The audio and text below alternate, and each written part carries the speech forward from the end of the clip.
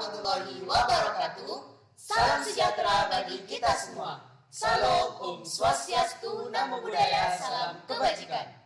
Hai teman-teman semua, perkenalkan nama saya Nurul Erika dengan rekan saya Muhammad Anur Rozikin, Nuril Misbahul Ulum. Kami dari PMN Unit MANU Sunan Giri. Di sini saya akan mempresentasikan tentang kesiapsiagaan bencana. Pastinya teman-teman sudah tidak asing lagi bukan dengan istilah bencana. Bencana merupakan kejadian fenomena alam luar biasa yang disebabkan oleh ulah manusia dan juga faktor alam. Yang menjadi pertanyaannya adalah, apa saja sih macam-macam bencana itu? Jadi, macam-macam bencana itu ada banyak sekali. Di antaranya yaitu ada gempa bumi, tanah longsor, banjir, dan lain sebagainya.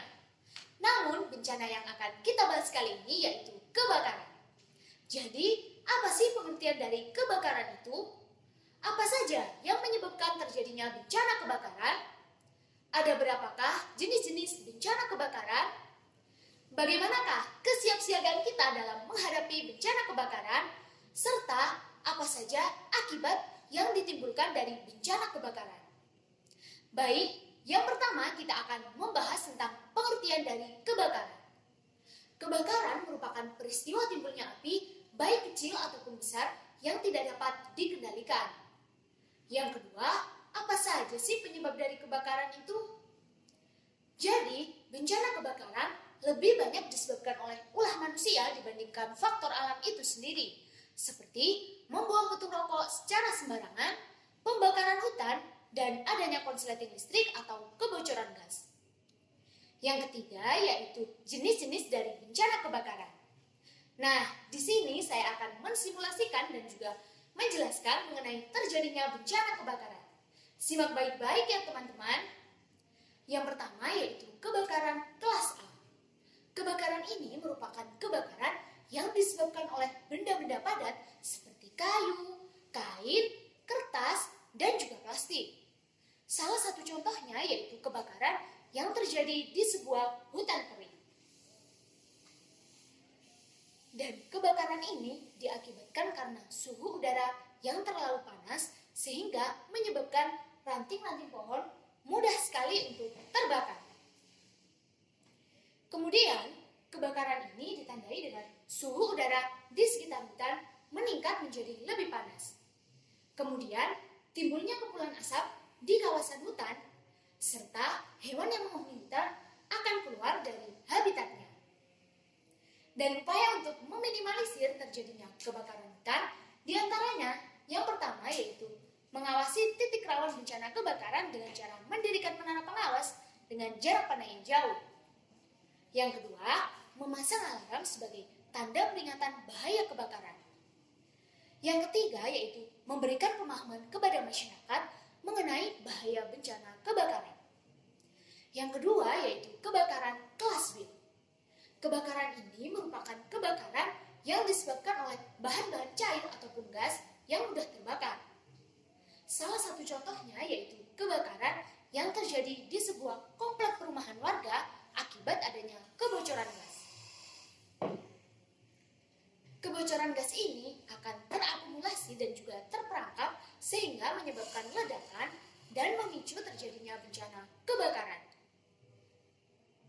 Dan upaya untuk mencegah terjadinya kebakaran akibat kebocoran gas, diantaranya yang pertama yaitu menggunakan peralatan LPG sesuai dengan standar SNI. Yang kedua, meletakkan kompor dan juga gas LPG di ruangan dengan sirkulasi udara yang baik. Yang ketiga, pastikan regulator LPG terpasang dengan baik dan juga benar. Serta sediakanlah peralatan pemadam kebakaran yang sesuai seperti apar ataupun fire stop. Fire stop ini merupakan alat pemadam kebakaran portable yang mudah dibawa kemana-mana. Yang ketiga yaitu kebakaran kelas C. Kebakaran ini merupakan kebakaran yang disebabkan oleh aliran listrik dan bahan kimia kering. Salah satu contohnya yaitu kebakaran yang terjadi di dalam gedung akibat adanya konsleting listrik. Konsleting listrik ini disebabkan karena pembuangan AC yang tidak dirawat dengan baik, sehingga menimbulkan genangan air yang mengenai aliran listrik dan menyebabkan terjadinya bencana kebakaran. Dan kebakaran ini ditandai dengan munculnya percikan api pada area kabel yang kemudian disusul dengan munculnya bau tidak sedap pada area tersebut. Dan upaya untuk mencegah terjadinya kebakaran di dalam gedung, diantaranya yang pertama yaitu pastikan di gedung tersebut memiliki alat pendeteksi kebakaran.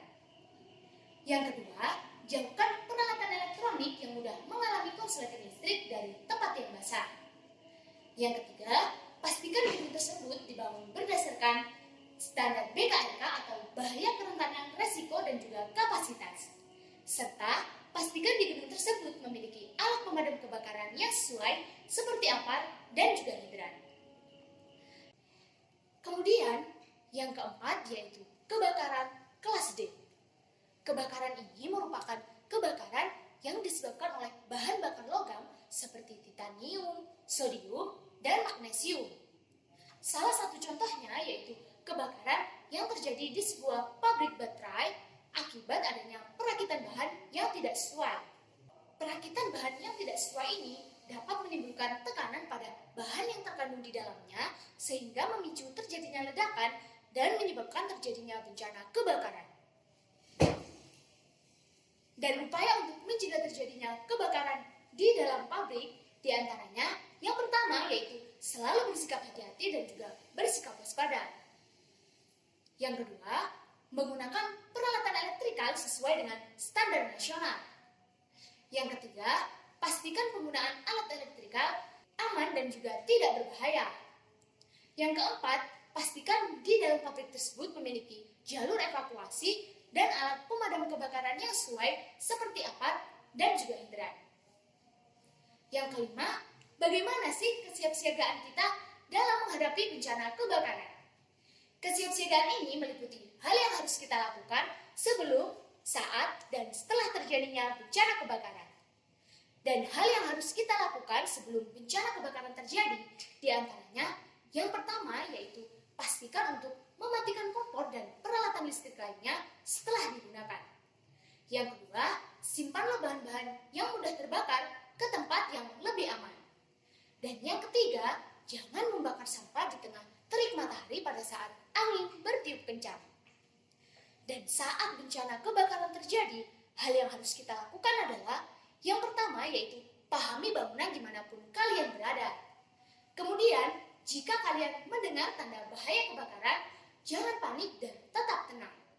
Serta mintalah pertolongan dan beritahukanlah di mana posisi kalian berada. Dan setelah bencana kebakaran terjadi, hal yang harus kita lakukan adalah yang pertama yaitu hubungi polisi atau pihak keamanan sekitar. Yang kedua yaitu pastikan keadaan di sekitar kita sudah benar-benar aman. Dan yang terakhir yaitu jangan buru-buru untuk menyalakan peralatan terutama yang berhubungan dengan listrik ataupun gas. Yang keenam yaitu akibat yang ditimbulkan dari bencana kebakaran. Seperti yang telah kita ketahui bahwasannya setiap bencana yang terjadi pastinya menimbulkan akibat yang dapat merugikan. Salah satu contohnya yaitu hilangnya pohon-pohon yang dapat menyebabkan berkurangnya daerah resapan air. Kemudian, bencana kebakaran secara tidak langsung dapat menyebabkan bencana banjir dan juga bencana tanah longsor. Serta, bencana kebakaran dapat menimbulkan kepulan asap yang dapat mengganggu pernapasan dan juga penglihatan. Nah, itulah tadi merupakan salah satu contoh bencana yang sering terjadi di Indonesia. Sangat mengerikan, bukan? Dan peran kita sebagai PMR Wira adalah selalu mensosialisasikan kepada keluarga, teman sebaya, dan juga masyarakat untuk tidak merusak lingkungan. Apalagi kita sebagai makhluk yang berakal sudah seharusnya untuk merubah pola hidup yang lebih ramah agar tidak membahayakan lingkungan. Selain itu, kita juga harus berpegang teguh pada 7 prinsip dasar kepala-merahan serta mengamalkan Tribakti PMR. Sekian presentasi dari saya, kurang lebihnya mohon maaf yang sebesar-besarnya. Stop kerusakan lingkungan, waspadai lingkungan sekitar, Jaga dan sayangi bumi kita. Wassalamualaikum warahmatullahi wabarakatuh.